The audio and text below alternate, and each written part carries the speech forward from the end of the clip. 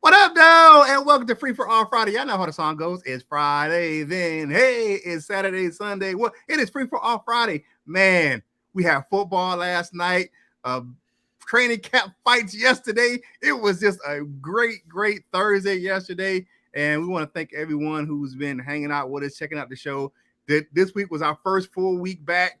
5 shows, 5 days. Man, it's been great to be back in the grind. Let's get into the chat to see who's in here this morning, who wants to say hi to the group and everything. My man, first up is Dr. Detroit, says happy Friday. And we got Dan Spanos in the building. Happy Friday, peeps. Detroit Lions on the prowl. Definitely. We got some people in the building. One Proud 40 says, sup, y'all? What up, though? What's going on? The Jazzy One, Paul Giroux, says, happy Friday to you, Dan, and Proud Nation, YouTube, Val, and Dr. Detroit. Man, we are up in this joint today, man. It is a good Friday. I am so happy. Even happy for a former Lion yesterday with his karate celebration last night. Amir Abdullah, you know what I'm saying? It reminds me of my favorite memory as a Detroit Lion that made me a Lions fan back in the day. Kung Fu Billy Sims, Monday Night Football down there in Houston, kicking old Dooley in the face. That's what I became a Detroit Lions fans, man, with Kung Fu Billy Sims. That will play or always be one of my favorite plays all time in Detroit Lions history. Is right up there with the Barry Sanders run against Dallas. That play, I was like, who is that guy and what is he doing? That's what I'm talking about right there. But I digress. Let me bring in the crew before we get started with some of the questions, man. First up, y'all know who this is. The queen of the proud, Miss Valerie Bordeaux. Good morning, Val. How you doing?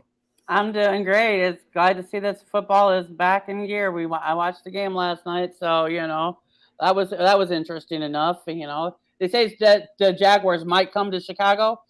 Way they played last night, a perfect another team to replace the losers Bears at Soldier Field. But I digress. Yeah. All right. Yeah, I know who it is. Man, he's been all over the place. He's in LNU studios right now. He's been at training camp. He's been all over the globe right now, all over Michigan. It's my man, Micro Mike. What's going on? I need coffee. There's been a lot of stuff going on over here, folks. I appreciate everybody coming out. Appreciate you inviting me on here. Huge shout out to Dr. Detroit because that guy is absolutely awesome. It was nice to meet him and made a new friend. Yeah, definitely. Dr. Detroit is the man. So, all right, we got to get into some of this, man, because I know we got some great upfront information from Micro Mike because he's been at some of the practices. He's been in Allen Park checking it out. So, first up, what player has surprised you the most so far in training camp? I'll go to Mike first because he's been right there in Allen Park checking it out firsthand. Look, you're going to say the name. That's not a surprising name, but the way he's dominated practice, it seems anytime there's a big play, he's the one that has the football. This is Amon-Ra St. Brown. He's been blowing up camp, and it's noticeable. Every single time something happens, it's 14 has the ball. His speed, his acceleration, his ability to beat the defender on the edges has been absolutely amazing. His game has turned up 10 notches. I can't wait for people who have not seen it to be able to watch preseason, if he's even there, or the regular season to see how this guy has looked. And huge shout out to Amon-Ra St. Brown. This guy is a dog. He's in the dirt fighting. Can't wait for everyone to see this. Yeah, I like that. Amon-Ra St. Brown. All right, what you got, Val? Who's your surprise player that's been doing the thing so far in camp? Well, I don't know if he's doing the thing, but I'm going to be a smart ass, as I usually am. I mean, what else would you expect from me? Huh? Okay. But I'm going to say my surprising is Jeff Okudah actually doing something. So, I mean, he's actually playing. He's actually doing something. So that's okay. Surprising enough. All right. So my surprise, which to me, I know it shouldn't be a surprise, but I'm going to have to say the new swag daddy in Detroit this year in camp is Jared Goff. Jared Goff is swag-alicious right now, dunking the ball over the goal post after scoring. Oh, the air Goff, yeah. Air Goff, I mean, but he's been pinpoint accurate with his passes. He has a lot more confidence. He's got some swagger to him this year. He's coming in. He's got more control of the offense. I don't think we're going to see the same Jared Goff that we saw at the beginning of the season last year we're going to see one that has progression and one who's going to be more confident once he gets out there during the regular season. Jared Goff has been a surprise for me.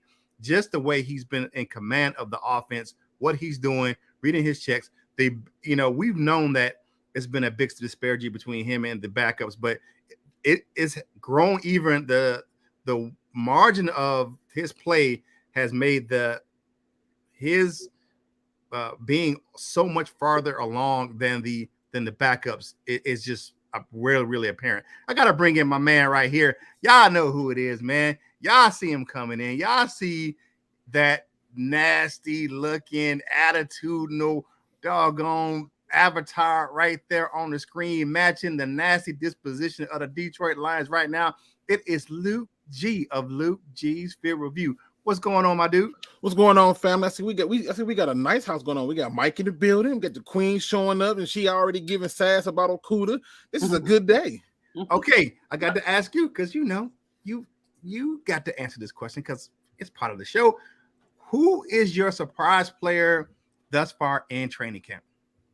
Taylor. I'm this guy that's 6'1" ball of where the hell he come from. Taylor.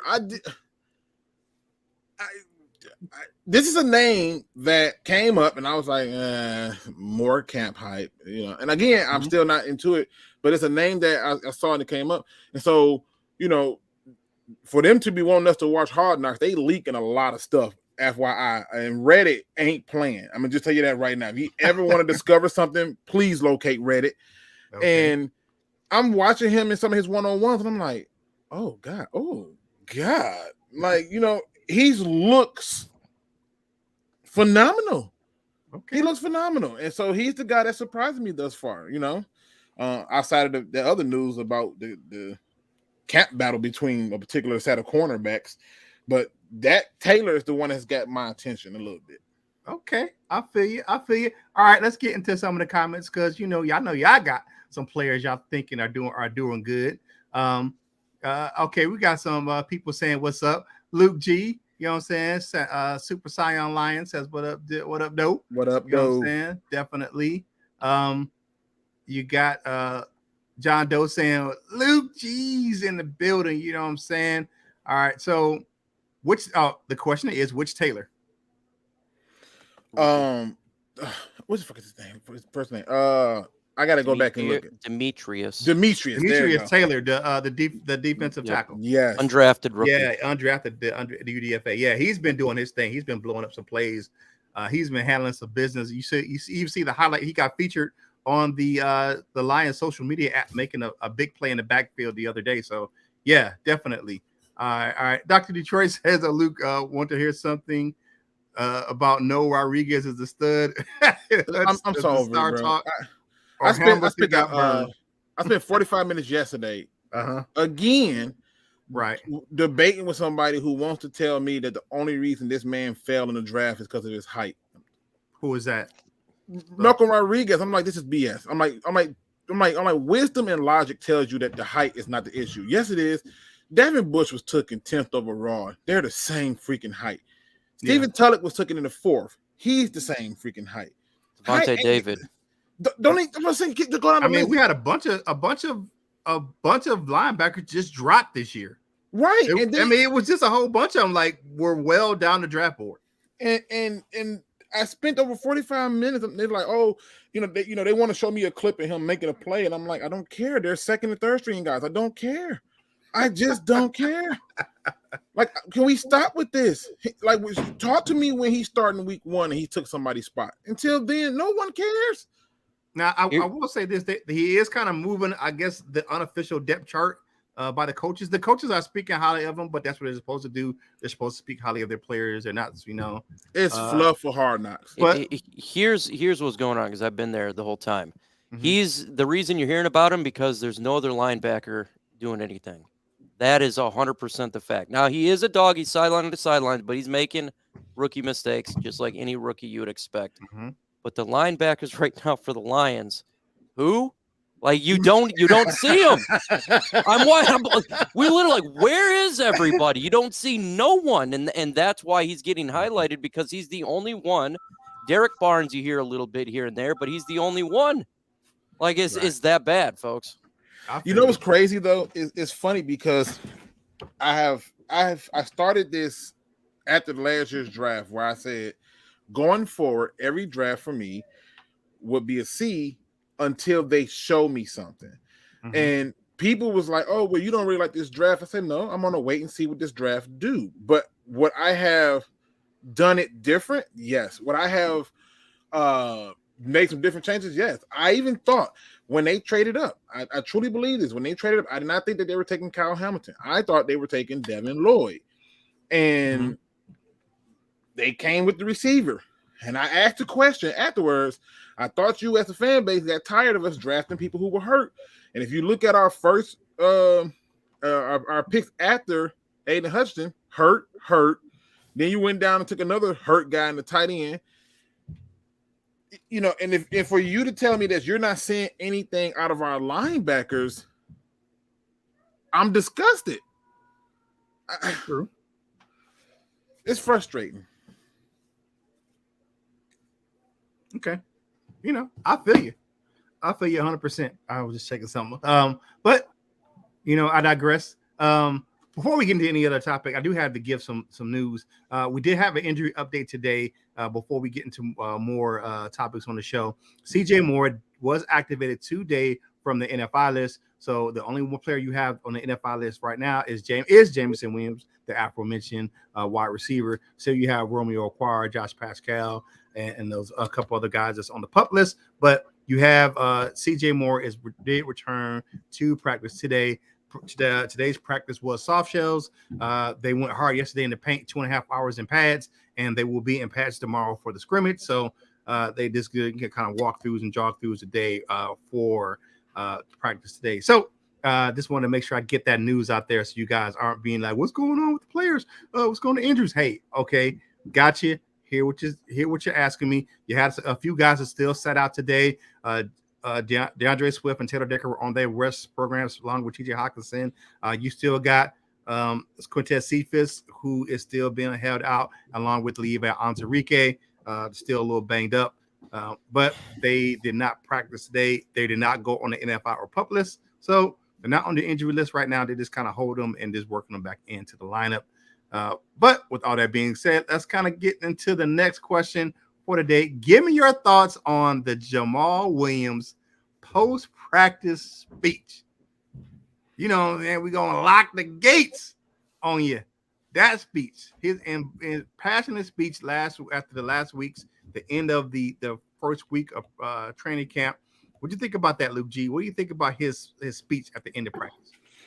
I mean, look, it's exciting to hear that he's still pushing the same message that his head coach is pushing. I mean, there's a lot of little snippets. I think it was Kabinda who had this look of, oh yeah, like on his face when he was talking. So I love that the message is actually being shown across all the level. But overall at this point, you know, show me. This is your opportunity to prove it. The hype is there, the love is there, but you still got to put it to action.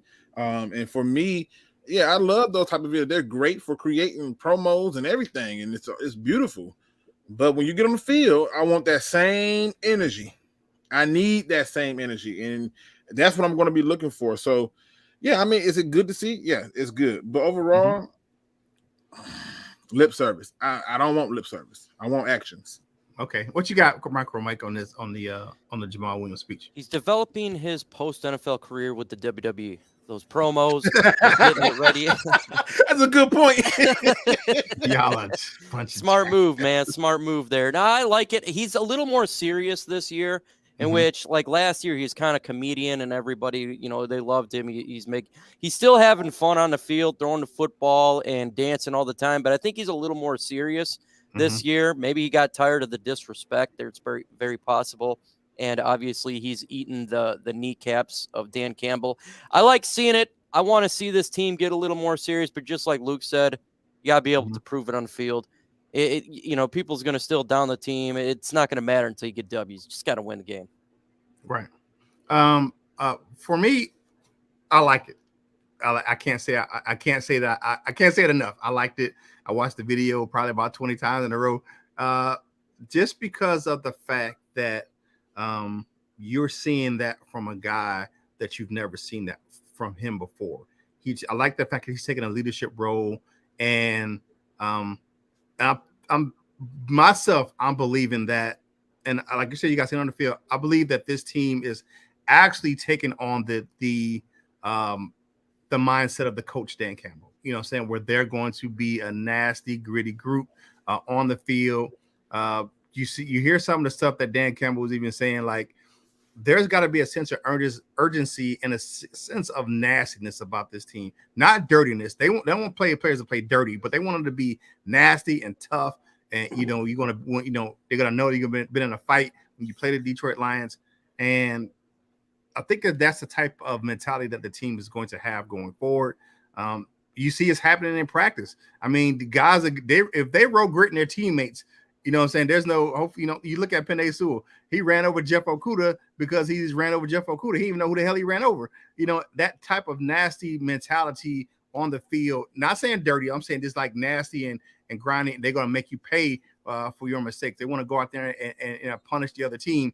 I'm liking that type of mentality that they have. I think they're, like you said, Mike, they're tired of the disrespect. You know what I'm saying? And they're going to go out there and try to do everything to earn the respect of the other teams. Is that means you're going to win every game? Absolutely not. I'm not a freaking dumbass, but I do know that I want them to play with more fire and determination. They played with it last year, even in losing causes, where even toward the end of the season, where most teams would have just gave up because they were already losing, they played with heart even down the stretch. What you got, Val? See, I'm like Lizzo with this. It's about damn time. Okay. Okay. How often do you honestly hear any Lions player aggressively trash talk?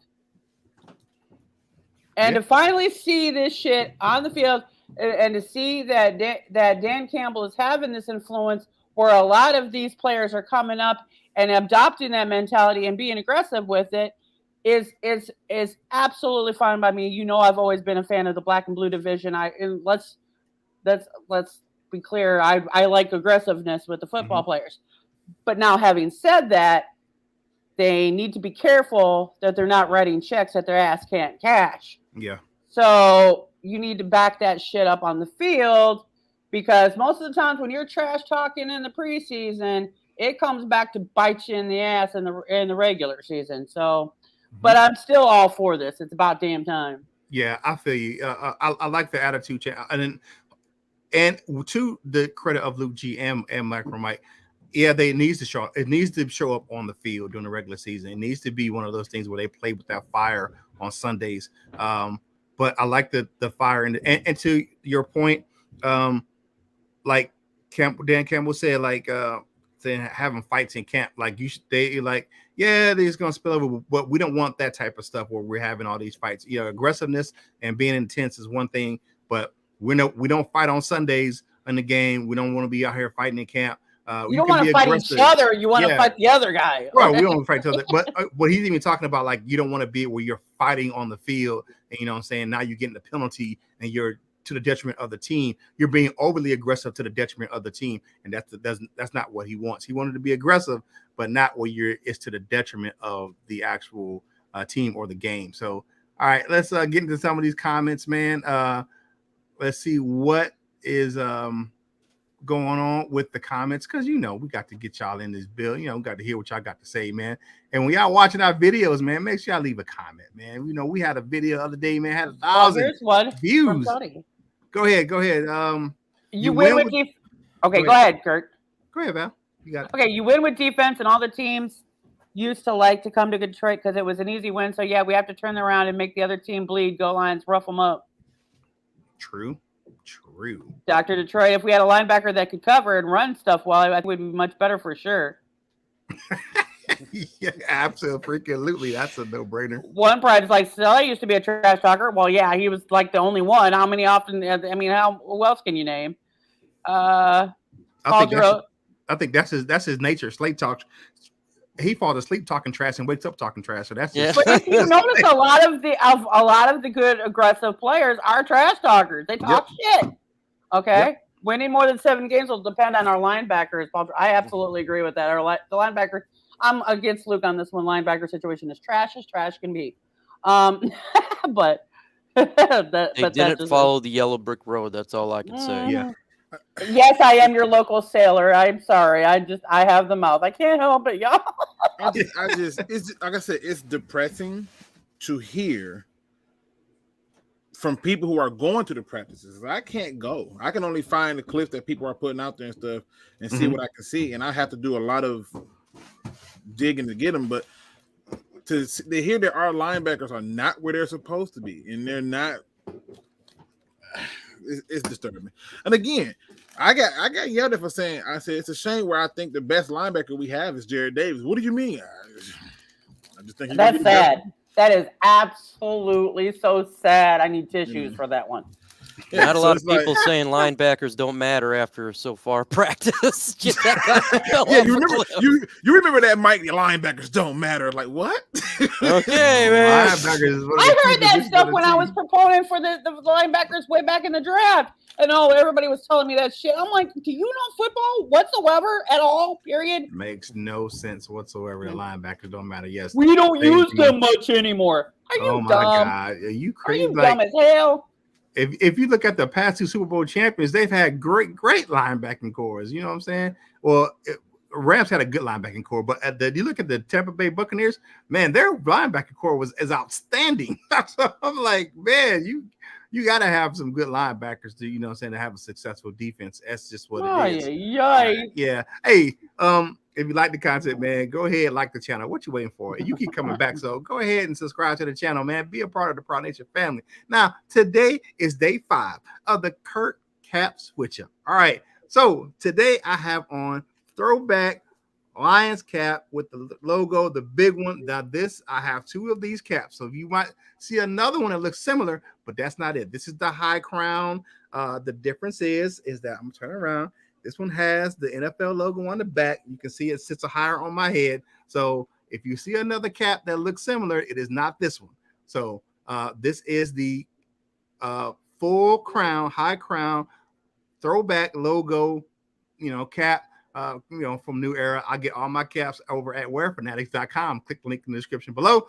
A portion of the proceeds from the link go to help us grow the content on this channel. If you want to get yourself some Lions on the Proud gear, go to lionsontheproudshop.com. Want to, hang out with some of the crew, you can go over to LNU.com, man. Mike's always posting some videos over there and just chopping it up over there or going live. You can go there. You can go download that app in the Google, Android, or Apple App Store. Why not? It's the ultimate virtual hangout for Detroit Lions fans. And we be in there every game day in the game day chats, having a ball, chopping it up, having a good time. So go in there and check it out. The app is LNU or Lions Nation Unite. You can go to lionsnationunite.com if you just want to go on your web browser and check it out over there as well. And get yourself some gear over there. Mike, he has all kind of gear over there at lnushop.com. So hang out with us over there and get yourself some gear while you're over there at LNU. And I'll walk down and I'll show you the gear here in a minute if you want me to. It's just right there, so I can show you guys some gear if you want to see some cool stuff. So I'll be right back while you guys talk. All right, now I have a quick announcement for you guys. We've been doing the Kurt Cap Switch Up, right? I do this every once a year. I do it where I have a month where I wear a different cap each show. This year, pay attention to which cap I'm wearing, what day, because there will be a giveaway at the end of the Kurt Cap Switch Up. So there will be a giveaway at the end. There will be a question about one of the caps that I'm going to wear, and the person who answers the question correctly will win an autographed cap from myself. So Kurt Cap Switch Up is in full effect, man, and I have fun doing it, switching it up, and telling you all the different Lions caps that I have, and it's a plethora of Detroit Lions caps. So thanks guys for hanging out. And his 5,000 caps that he's got. Yeah, I have a Fanatics store right here in the side of my studio right here where I record. So all right, so let's get back into some of these questions, man. Mike is back. What you got, man? He gonna show some of the gear. Oh Got some man, look at LMU that. footballs right there, man. We got LMU. we got some hats. I like these hats. But this is for you veterans out there. Oh, Oh look at that beanie. yeah. That's pretty Oh sweet. I had yeah, to that's get sick. myself one of those right there. Yeah. The new Camouflage. D shirt. I love the D, man. All right. That's what I'm talking about. And of With the course, we little got a tail. ton of these. It's a ton. So Okay. check it out, man. I know LNU will be doing some giveaways throughout the season, man. They always, doing some promotions and stuff like that. So if that's not a reason for you to go ahead and hop in and join LNU, I don't know what is. It's Lions Nation Unite. I've told you before, it's the ultimate virtual hangout for Detroit Lions fans. All right, let's get this back into some of these questions, man. We're about halfway through the show, just about. All right, which player needs to step it up to make this 53-man roster? Because we got some people who's I ain't heard their name a lot in camp or just at all. So who you got, Val? A player that it's like you're not hearing their name at all, and they need to step it up if they're going to make this roster. I don't care because none of them that are there didn't even make the roster in the first place. So I mean, the fact that we still got Will Harris on the roster is disturbing as hell. But or Anzalone. But anyhow, so I mean, the ones that aren't on the roster right now. Mm-hmm. That you any one of them needs to step up like a motherfucker to be on it. So to be on the roster, that's just my opinion. So Val says all 90 guys in camp need to step up, make the roster. Okay, that's what I'm proud. What you got, Mike? A player who's like, you think they will be doing better in the camp, but they're not. They need to step it up. I'm gonna just say the whole linebacking core. No one is. You're just not seeing anybody besides Malcolm Rodriguez here and there and a Derek Barnes. It is dead bone. I don't know what is going on. They need to step up in a big way. It's still a giant question mark. The whole week there, I'm just looking for somebody to step up, but it's just not happening. I have no idea how this core is going to be regarding who makes the squad. But God, someone please step up. Yeah, okay. It's not. It's been trash. Okay, linebacker core. What you got, Luke G? I think the way you asked the question is why I had to think about it. You said who needs to step up to make the 53-man roster, correct? Mm-hmm. Right. Okay. The logical answer would be for most people would be to say is Jefferson, Jamal Jefferson. But to me, there's a bigger logical explanation. And it's somebody that I would expect at this point to have been way further along in his development, and that is Logan Steinberg. Mm. At what point do you start to show that level of aggression and mauling ability to solidify your spot on his team? I've seen Evan Brown get tossed into the fire and without issue has performed. Meanwhile, you have been MIA since you've been here, and you have not unseated anybody. So for me, it's Logan Steinberg. I can do one on defense, but from what I'm hearing from Mike, I want to puke. So I'm just gonna keep my puke to myself. I don't want to choke on it. I just want to have it remind me that I'm still human because it's a tragedy. But Logan Steinberg has to be that guy that we need to step up because we need to have those backup linemen ready in case somebody goes down. So the Mr. Nasty from Kentucky, as he was called, Stenberg, is your guy. Okay, I feel you on that. And the guy I'm going to say he was a kind of a long shot to make the roster in the first place, but I've only heard his name one time as a making a play in camp, and that's Devin Funchess. Devin Funchess, he's a veteran player. He's played at the highest level. He's been in the league a while, but he seems to be MIA. He made the one Moss catch yesterday, but Devin Funchess, where you at, dog? You coming home? You came home to Detroit. You came home to Michigan to play in Detroit. You got a shot to get your career back on track, and I ain't seeing nothing from you, bruh. I ain't seeing. Even when Dan Campbell broke down what the status is of the tight end room, he talked about was it Zylstra, and he talked about Brock Wright and Hawkinson and all these guys and Griffin, he did not mention Devin Funchess one time. And that's bad because your head coach used to be a tight end. And for that guy who has been in the league for so long to not have the attention of his head coach at a position that he played at, that's not good. That's not good at all. Like I said, though, I think that he was a camp body. I think he was a long shot, but he had the advantage of has been in the league for so long to kind of make his way and make his presence felt on the field, but hasn't done so far. So maybe what I'm saying, it may be one of those things. Hey man, when I see you in the street, don't say nothing. Don't even holler at me, dog, because we don't know what's going on. All right, let's get back to some of these comments, man. Val, what you got on the comments? Let's see. Let's see. I haven't heard much about Funchess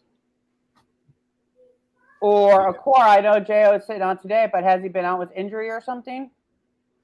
Julian Aquara, he's been in there. He's made a little bit of noise. You're hearing about him a little bit. Not as much as you would like, though. That's the thing. So he's made a couple good plays, but other than that, not much. Michael Hug says Stenberg is tied to the old regime, so Luke may be right. Luke may be right. No, I'm sorry. I'm just saying he's been here a while. Isn't it, a bit? But anyhow, he's been here for a while, and we thought by this point he would have unseated somebody, or he would have been in the mix. We had a lot of people out last year where he could have came in and did some things, and it was like, where are you? When are we gonna get that from you? He is a career practice player, practice squad type of guy. He is the new Bo Benswasher. Yeah. The only thing you heard about him, he's gotten a little bit of a scrum yesterday. That was it with Dan Skipper and Austin Bryant. But other than that, he hasn't done anything. Yeah. Dr. Detroit, I don't agree with Luke. No matter which way we went, we still didn't have the resources to field the complete team ready to compete. So we have the best talent for the long haul. I think the idea that we didn't have the talent last year is a joke to me. I thought we had the talent to win games last year. They were very competitive, and they were in a lot of those games. But the idea that we didn't have the resources to fill a complete team that would be ready, I disagree, because this draft was literally designed for you to get everything you need. You could have literally stayed at your pick, you could have took Aiden Hutchinson at 2. You could have took Lewis Seen at the second first round pick and whatever that was, 31 or 32. Then you could have came back with your pick at 34. You could have then turned around and took a linebacker there of your picking, Chad Muma, any damn body. You could then come back. You had two third round picks. You had everything in your hand. You traded those assets away to move up to take a receiver who's hurt, to take a receiver, and we're going to act like we couldn't get it all done. That's BS. This draft was loaded for you to fix the issues on the defense, and you opted to take a receiver in the first. And again, my measure is not going to be something that people are going to say is fair, but the reality still falls in line. I ask questions because I want people to think, not because I'm trying to get people to get into my thought process, but to think. Is the guy that you traded up 12 spots for going to be better than Calvin Johnson? And if the answer is no, then why do we trade up for him? Right. Yeah, I have to. What kind of alternate universe this is, but I have to agree with Luke on this one. I mean, all the resources were there to grab exactly everything that you needed, and to go after a wide receiver, I thought was a little much. But who am I? We got to wait to see. I want to address this comment right here. And I want to see. Yeah, that's what I was going to read next. We have a good running. We have good running backs, but nothing great. Swift is not great. Williams is not great. I wouldn't be shocked if Justin Jefferson. I don't know who Jamar Jefferson is actually our best back.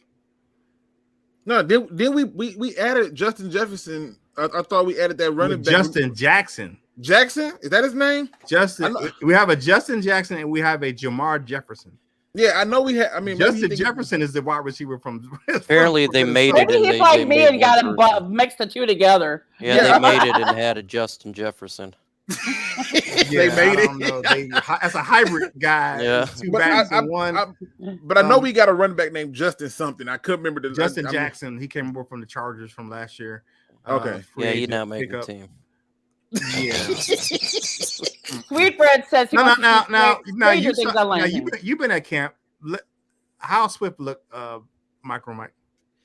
Fire. He is in great shape. Talk to him. I told him he's going to the Pro Bowl. He says don't play because he looks like it. Out of the backfield, he and Amon-Ra St. Brown has been untouchable. For me, it's not his play on the field. I think he's very exciting. I think he's great. Can he stay healthy? That's the issue. But Jamar Jefferson is not better than DeAndre Swift. It's not even close. It's not even a competition. It's DeAndre Swift. Yeah. And then Jamar Jefferson may not make the team. It's not even close. Jamar Jefferson has made one good play yesterday. Huge shout out to him for stepping up. But DeAndre Swift has made like 100 good plays so far against the ones.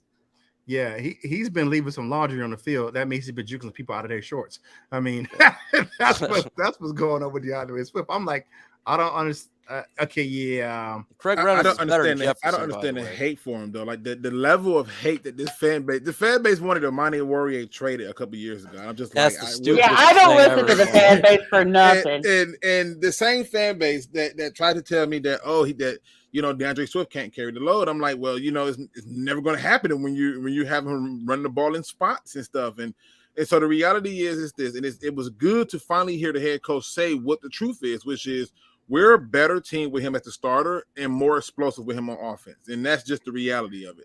Yep. Nobody comes into the game and I love Jamal Williams. I think he serves a very strong purpose and everything, but nobody comes to the game like, we got to stop Jamal Williams. Nobody's doing that.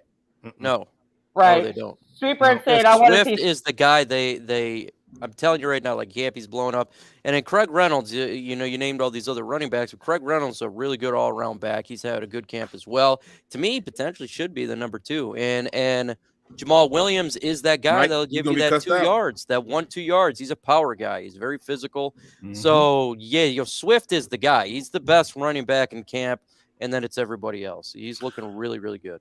Please don't attack Mike for sitting there and just pointing out some logical explanations to what the 1-2 punch should be. Don't attack him for him saying Reynolds probably should be the number 2. Please don't. It just makes sense to the most logical community, but to those who are not in the logical community, don't go and attack Mike for just pointing out something that makes sense.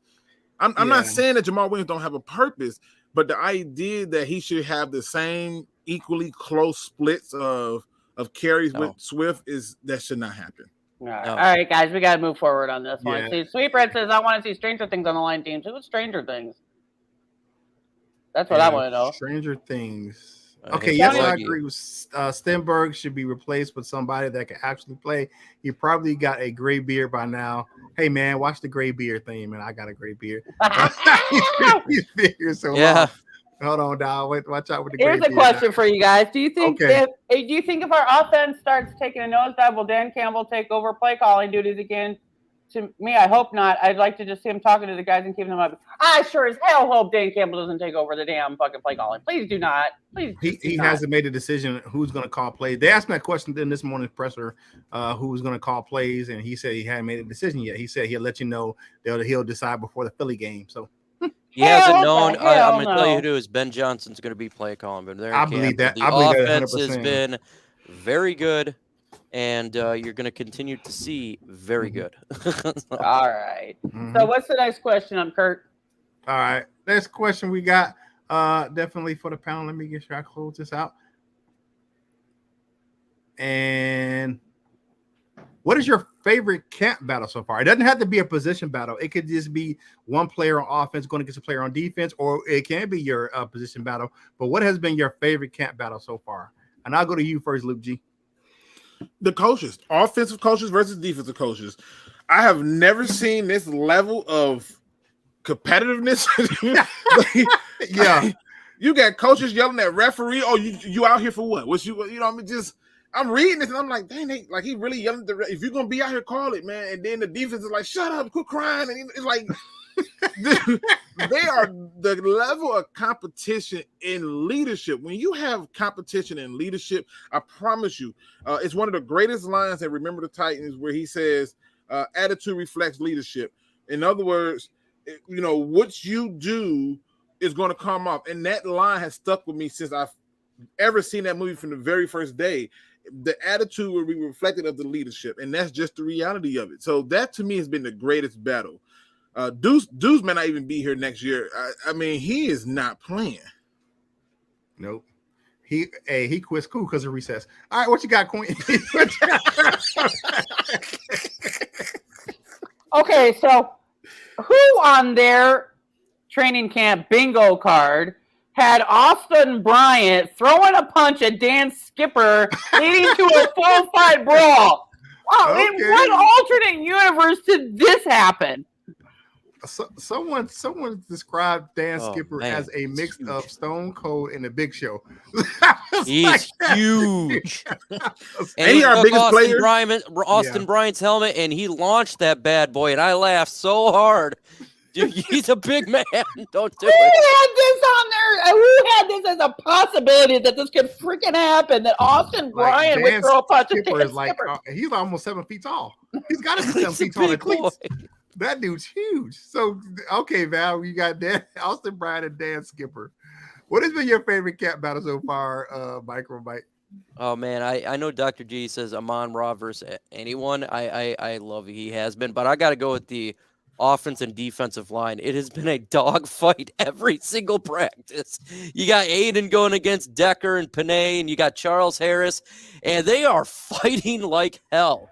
It is freaking every single thing is a dogfight. It's great to see both the players in the trenches are just beating the hell out of each other.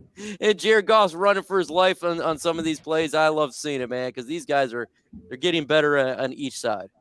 Yeah, that's what Iron, and that's mine. It had to be that Panay Sewell, Aiden Hutchinson. Tit for tat, where hey rookie, I got you. Even you getting T.J. Hawkinson in there, knocking Hutchinson to the ground. Welcome to the league, rook type of deal. But then you got Charles Harris and Taylor Decker going at it. I'm loving those matchups. The position battles I'm not worried about. I wanted to see how because that was supposed to be strength on strength because we were supposed to get so much better on the defensive line. Our offensive line was already the best position group on the team. So, and once you got them together I'm loving the intensity of the offensive line and defensive line. And you get the rookie Aiden Hutchinson, who's, the number 2 overall pick. He's coming in, you know what I'm saying? And he's supposed to be, he's showing spots where he is what he's supposed to be. But you're getting Panay Sewell's like, yeah, not so fast, my friend. You know what I'm saying? Giving him the Lee Corso treatment. I saw a couple plays where Hutchinson tried about 3 moves in one play. And nothing. Nope. It was crazy. Nope. It was crazy. It was like, nope. Try it again, son. I love it. I love it because to me, I think you make a very good point when you talk about it. Even in that clip where they were showing Okuda getting beat with the catch by Reynolds, I looked in the back and I was like, damn it, he tried to counter and it went nowhere. And I love that because to me, that's going to make Aiden Hutchinson better. That can potentially make Aiden Hutchinson become the best D lineman to come out of the University of Michigan and going against that level of talent. But I got a question for Mike really quick if I could, because I read something and I'm being told that what I read was either written wrong or not true. Have you been to camp all the days that they had it open? Yes, except for today. I didn't. Okay. Today. All right. So when Aiden Hutchinson got the sack, my understanding was it was against the backup tackle, Skipper, not one of our starting tackles. Is this the case or no? Every single day of practice, he's gotten a sack. You obviously you can't. Right, you can't touch him, but every single day, so it could have been both. Yesterday he had a 7-yard sack on Jared Goff, and that was going against, I think it was Decker. And then the day before is a different one, is Jonah Jackson, but it's been every single day, so it would not shock me that it was a Dan Skipper as well, because he's been doing it every day. Because I read in the free press. I want to say it's either the free press or it's one of them. I can't remember, but it said that he had got a sack and against him, and it said Taylor Decker was out. So I was like, so wait a minute, was that the backup he did that against? I don't really care who he do it against. I just because again, I'm not hyping myself up from camp battles. I want to see it on the field, but I only asked that because I had a lot of people that was like, oh, well, you said he did it against the backups. Well, that's what I read. Well, he did do backups and starters. Yeah, and Charles Harris, by the way, is blowing camp up as well. Yeah. And the thing of they're moving Hutchinson interior and on the edge. So it could have been against an interior offensive lineman as well. Could have, I think the other day he had to play against Big V that he kind of moved past Big V. I read Jackson the day before. Yep.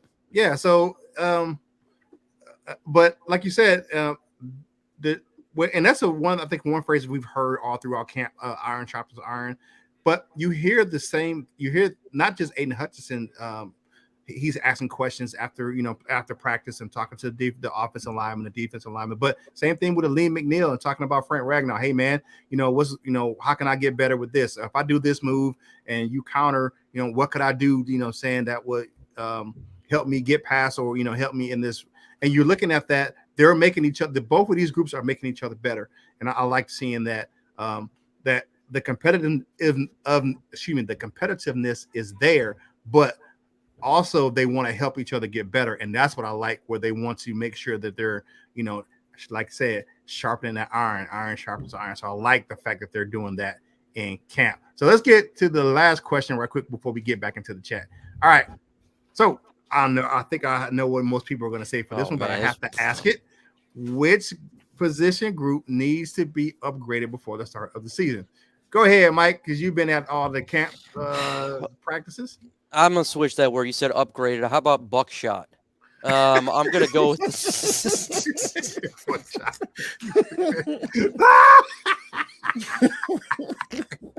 I'm not messing with you, man. The linebacking core needs some buckshot. It needs to put an IED on that bad boy.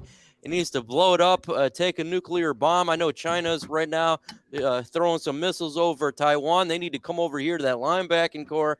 This thing needs to get, look, this next draft, we got to get linebacker real early. You had all the opportunity in the world to get them this year, and everybody's like, no, we don't need those. Okay, linebacker core, I got you. It's terrible. Terrible is a good word. Okay. What you got, Val? Same thing? Okay. Well, I'm in agreement with Mike, but I'm also going to say the cornerback situation, because now that you can put Nakuda and Will Harris over there as your freaking defense over there, oh, hell no. Yeah, that's as bad as the linebacking core. Please. No. She says cornerback. She said so the cornerback opposite of Monte Royer. That's what you're saying. Mm-hmm. Okay. All right. So the slot and those are all right. Mm-hmm. There's the cornerback too. Yeah, okay, that whole scenario out there. Yeah. Okay, I got you. All right, what you got, Luke G? This is depressing as hell. How the hell? I gotta ask tough questions, man. I'm just saying, like, how do we have a whole draft and it's the same damn issue that we have that we went into the draft with? How is that possible? Like, where's the goddamn? Find the comment. Where's it at? Dr. Detroit got the comment. Find the comment from Dr. Detroit and put it up there. It's the same damn problem. It's literally safety. One. He said, "Oh, cornerback, linebacker, safety. Let's go." Them are all the ones. It's the same problem. It's the same three that we walked into the draft with, and all three are still like, what the fuck? Like, and you had a chance. Like, you got everything to fall the way you wanted to. You got Aiden. You did not. I'm just, for me, if I gotta just have one, it's safety. I'm not buying this Deshaun Elliott crap. I'm not. I heard he looked good at times. I give him 4 or 5, maybe 6 games, and he'll be hurt. He's an accident waiting to happen. I mean, I thought you were gonna say you were gonna give him 4, 5, 6 minutes. listen. Listen, I don't think he's going to finish the whole season. And at that point, at that point, the person that you're going to come in, it's like pray to God that they can perform. But we literally have the same problems that we came into the draft with. Can I do one dishonorable mention really quick? Yeah, I got to give mine. You can give yours. Let me give mine real quick. Has to be the backup quarterback position. Thank you. Our backup quarterback position is absolute freaking trash. Oh yeah, we can name Boyle. Yeah, Boyle and Wow. The great Tim Boyle. He is a walking bag of flaming crap right now. And Cap, man, it's like, how is this dude on an NFL? You got USFL guys that like, man, I could be better. I'm better than that guy. Like, I don't know it. I don't know. Somebody must owe him some money or something. Like somebody, like he got some sex tapes from somebody. He has something. On the samples. He got something on somebody because he's still on this roster.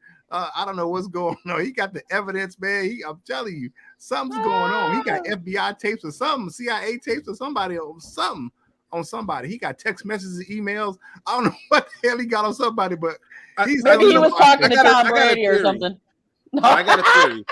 I think the reason that they haven't formally released Tim Boyle is because they've done so much work with implementing their offense stuff that they think if they release him, he'll just go back to the Packers and tell them everything.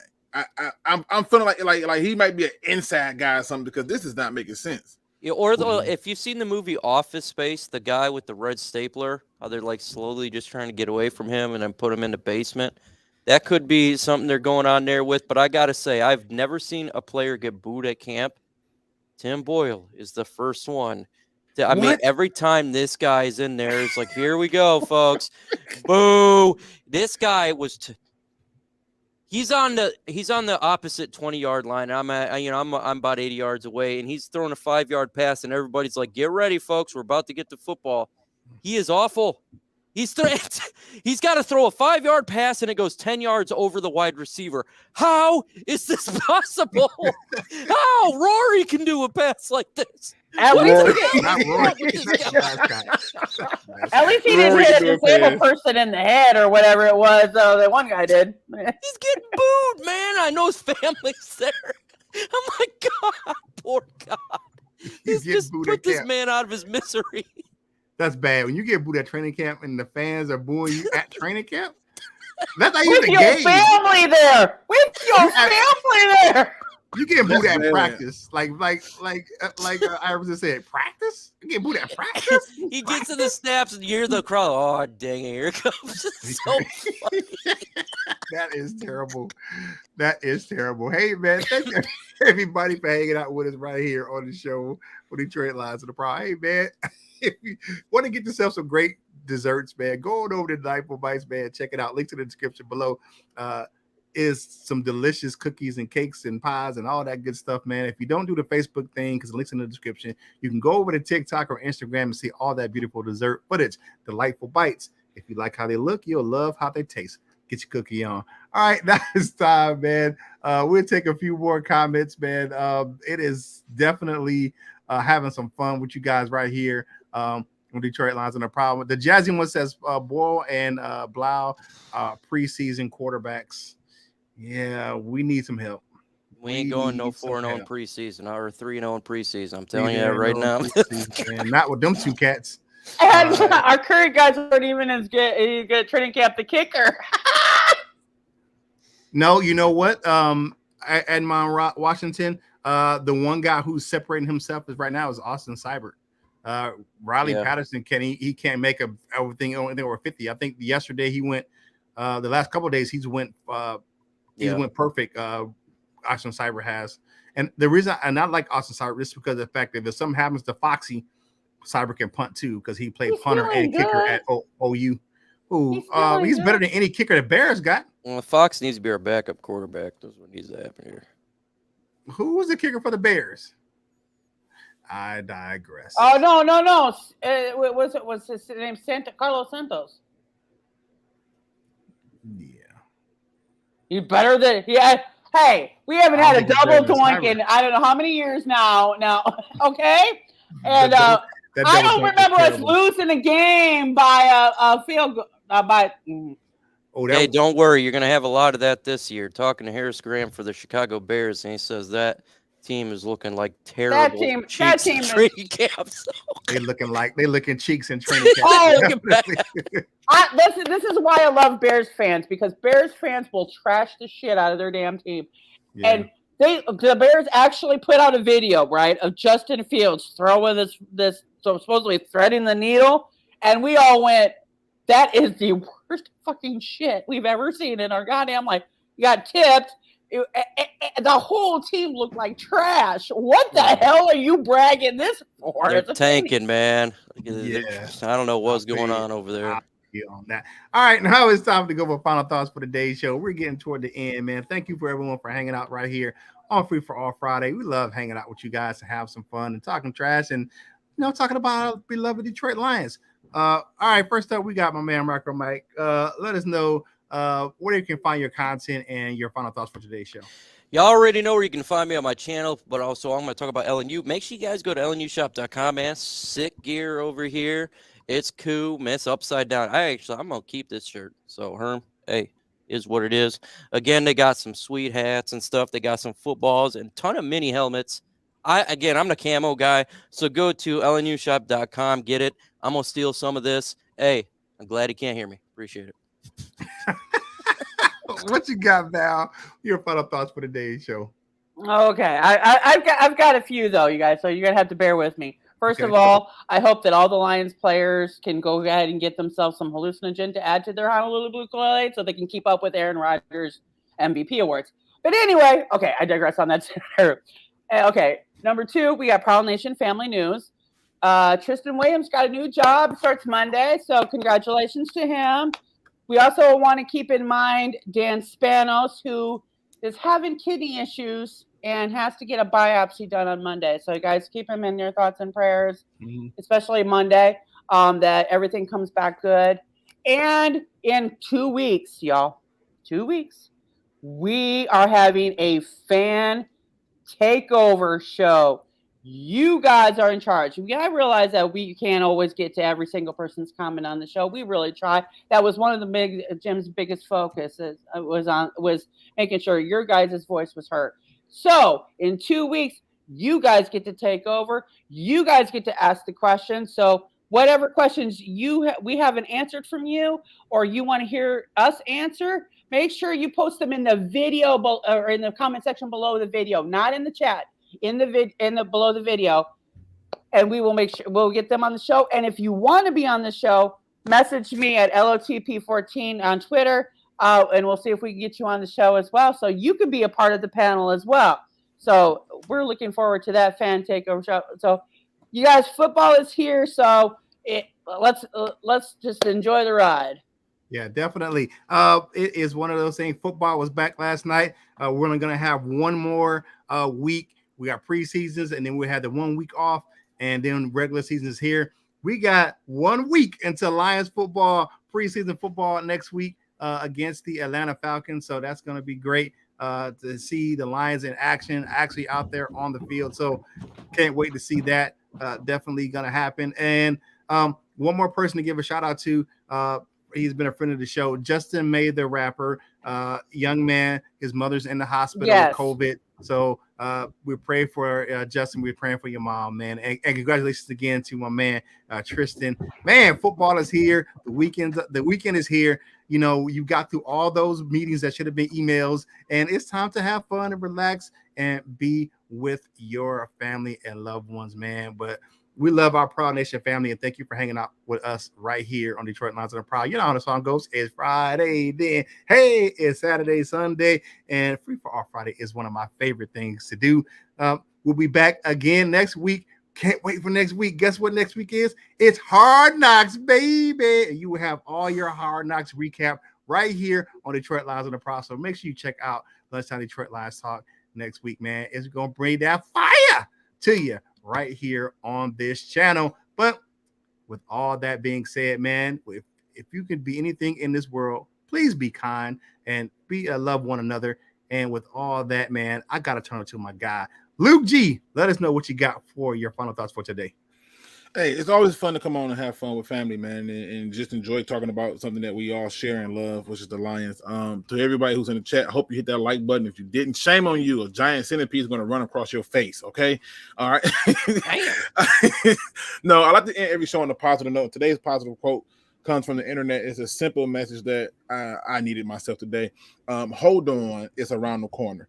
I'm gonna repeat it again. Hold on, it's around the corner. I know some of us is going through a lot of hard times these days, and many of us are wondering what is the purpose of what we're going through. But I can assure you that the need for you to hold on is greater than your need to have understanding. When you are seeking understanding, that is a beautiful thing because you want to know why it happened. But when you are in a place of patience, when they say patience is a virtue, no, it's a discipline. It is a mastery of all things. And when you are in that position of holding on, you are in a constant state of just waiting. That patience that you draw into, that builds you up, will make you understand all the things you go through. And when you come through it, you appreciate it so much more. I just need you to hold on just a little bit more. It's around the corner. Whatever the issues or the trials or whatever type of things you're battling, the demons or whatever that is, hold on. It's around the corner. Do not give in to your need to understand every aspect of what you're dealing with. Simply hold on and wait for it to pass. Every storm has to end, and it will end soon. It's around the corner. And with that being said, ladies and gentlemen, hit that like, subscribe, notification bell if you ain't done so. Y'all gotta get in on the beautiful members page because they be in there talking wild. I hear some of them conversations they be having. And if you ain't did nothing else, man, don't be no chump, please. Please do your research. All right. One more note. Paul Giroux, my man, the jazzy one, man. You say you got COVID, man. Please feel better. Get well soon, my guy. We definitely want to see you back and healthy, man. 100. And please, go ahead and take care of yourself, Paul. We want you to, come back strong and hang out with us for the Gold Members meeting. If you haven't done so already, join the Wall of Fame. Links in the description, man. We have a spirited discussion on Wednesdays. We talk football, we talk life, and we just get to know each other on a personal level. So come and hang out with us if you're a Gold member on Wednesdays at 3 p.m. Hey, you know what I got to do, man. I got to send you out the right way. The weekend is here. Have some fun. And whatever you do in life, you got to boss up, ball out, and be the best version of you that you can be. For the panel, this is Kurt Steele, and we will holler at you real soon. We love you, Jim.